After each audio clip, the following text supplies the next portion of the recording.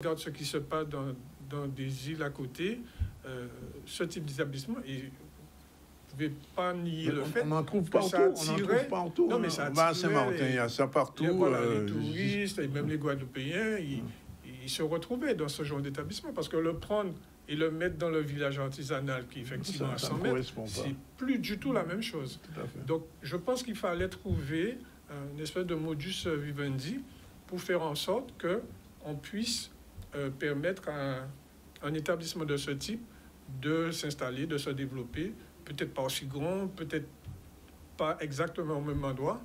Et c'est pour ça que je pense que c'est un gâchis et beaucoup de regrets. C'est pas Gosier, tu veux dire. Voilà. Oui, c'est pas Sainte-Anne, donc il y a quand même... Oui. Et les gens et c'est toujours pareil, vous créez un précédent avec quelqu'un qui se met sur la page, c'est impossible d'empêcher qu'un autre s'installe. Tout le monde viendra. Or, il y a des commerçants qui sont sur le parking, qui sont de l'autre côté.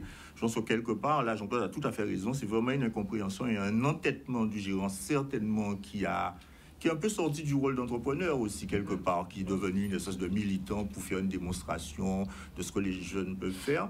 Or, moi, je trouve ça très gênant parce que c'est pas non plus respecter les autres entrepreneurs guadeloupéens qui font des choses. On voit les jeunes René, là, qui développent, on voit les autres qui développent. Il y a quand même des gens qui font des choses extraordinaires dans ce pays-là, qui créent de l'emploi, qui sont en règle.